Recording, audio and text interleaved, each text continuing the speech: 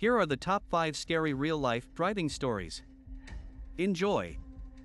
Number 1. The Woman in White. One dark and stormy night, I was driving home from a late shift at work.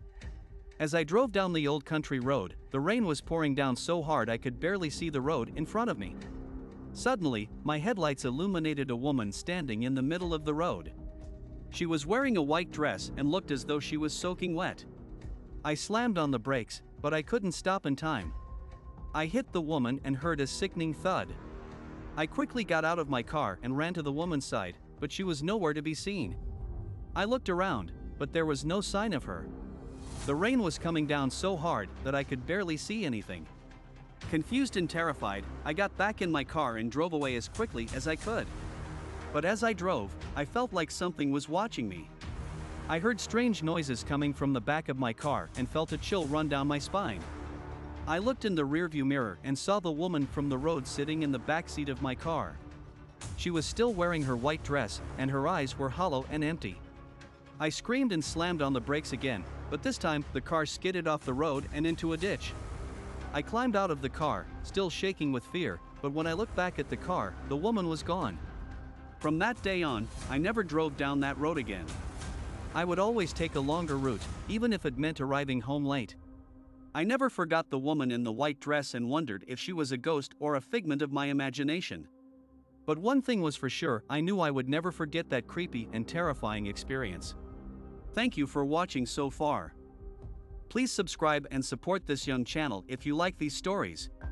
Number 2. Bone Mask Man. It was a warm summer night, and I was driving home from a late shift at work. I decided to take the back roads to avoid traffic, and soon found myself on a narrow, winding dirt road that cut through a dense forest. As I drove deeper into the woods, the trees became thicker and the road grew narrower. The darkness seemed to close in around me, and I started to feel a sense of unease. Suddenly, my headlights illuminated something in the middle of the road. It was a deer, its body twisted and mangled from what looked like a recent collision. I swerved to avoid it, but as I did, something darted out from the trees and onto the road. It was a figure, cloaked in black robes and wearing a bone-white mask. It stood in the middle of the road, staring at me with empty, black eyes. I slammed on the brakes, but it was too late. I collided with the figure, and my car skidded to a halt. Shaken and dazed, I stumbled out of my car to check on the figure. But when I looked closer, I realized that there was no one there. No blood, no bones, no sign of the impact. It was as if the figure had vanished into thin air. I got back into my car and started to drive again, but the strange occurrences didn't stop. My radio began to flicker on and off, playing static and whispers. I could feel someone or something breathing down the back of my neck, even though I was alone in the car. Then, in the distance, I saw something moving. It was a figure, silhouetted against the moonlight, running towards my car. As it got closer, I realized that it was the same figure I had hit earlier, still wearing the bone-white mask. I tried to drive away, but my car wouldn't start. The figure was now inches from my window, its black robes brushing against the glass.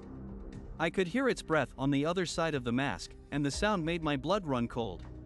But just as I thought all was lost, the figure vanished. The radio returned to normal, and my car started with ease. I drove away as fast as I could, not looking back until I was miles away from the dark forest. Number 3. Road Killing. As I drove through the desolate landscape of Montana, my heart sank as my fuel gauge dipped below empty. I immediately requested an emergency fill-up from my company, but the nearest gas station they approved was far off the beaten path. I turned off the main highway onto an unlit road, and soon found myself enveloped by complete darkness. There was no moon to guide me, no city lights to illuminate the way, and I hadn't seen any headlights for what felt like hours. As I cruised down the lonely road, a strange shape appeared in the distance, just at the edge of my headlights. I slowed down, unsure of what I was seeing. As I drew closer, my heart began to race. It was a mangled, headless, skinless corpse lying in the middle of the road. I slammed on my brakes and came to a screeching halt. Staring at the pile of meat in disbelief, I couldn't make sense of what I was seeing. With no fur or clothing to identify it, all that remained was a fully intact ribcage and a tangle of bones attached by ligaments. My mind raced as I contemplated the possibilities, but I couldn't shake the feeling that I was looking at something truly horrifying. Debating whether to call the police, I reached for my phone, but my heart sank as I realized I had no cell service. The nearest town was at least 50 miles away. I scanned the area with my flashlight and spotted a group of coyotes staring back at me from the fence line. As they started trotting toward me, I knew it was time to get back in my truck and get out of there before things got any worse.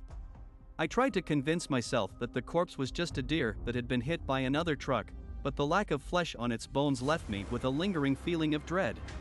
I'll never know for sure what I saw that night, but the memory of that strange, grisly sight still haunts me to this day. Number 4. Stopping to meet the past. Around 20 years ago, my parents were driving towards a hotel in the outskirts of Joshua Tree National Park for a winter weekend getaway. They had left late in the day, and it was getting dark when they finally arrived. The hotel was approximately 30 minutes away from the actual town center of Joshua Tree, and when they finally found the place, it was abandoned. My mom was uneasy and didn't want to go in, but my dad was curious and got out of the car to take a look around. As soon as he walked behind the building, a man approached my mother's side of the car. He claimed that his motorcycle had broken down and that he delivered newspapers to the nearby towns. However, my mom couldn't spot any motorcycle or buildings nearby. He was imploring my mom to help him out, stating that he would lose his job if he didn't deliver the papers. He held a stack of newspapers and asked my mom to open the car door so that he could hand them over. My mom was getting a creepy vibe from the guy, so she refused and locked all the doors, telling him to leave.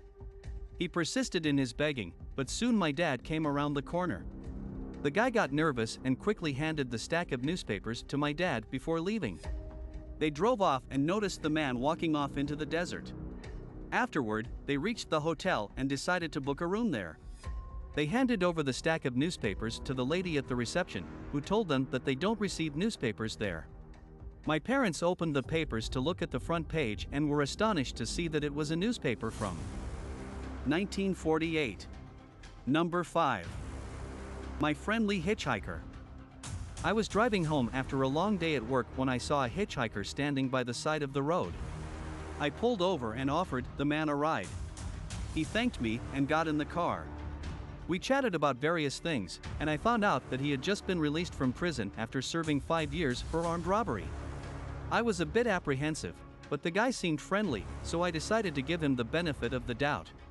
As we drove on, he seemed to be getting more and more nervous. I asked him if everything was okay, but he just told me that he had to make a stop before he went home. I was a bit confused, but didn't ask any questions. After driving for a few more minutes, he asked me to pull over on the side of the road. He got out of the car and walked around to the trunk. I couldn't see what he was doing but didn't think anything of it. A few minutes later, he got back into the car, and we continued the drive. He seemed to be even more nervous now, and I was starting to get worried.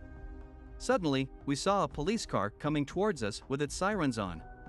I pulled over to the side of the road, and the police car pulled up behind us. The police officer approached the car and asked me if I knew who the hitchhiker was. I told him that I had just picked him up as a hitchhiker. The police officer told me that the hitchhiker was a wanted criminal who had escaped from prison a few days ago. I was shocked and couldn't believe that I had just given a ride to a criminal. The police officer arrested the hitchhiker and took him away. I sat in my car, feeling shaken and scared. I couldn't believe that I had been so naive to give a ride to a wanted criminal. From that day on, I decided never to pick up hitchhikers again. Thank you for watching. Please subscribe and support this channel if you like these stories. If you have any requests, be sure to include them in the comments below.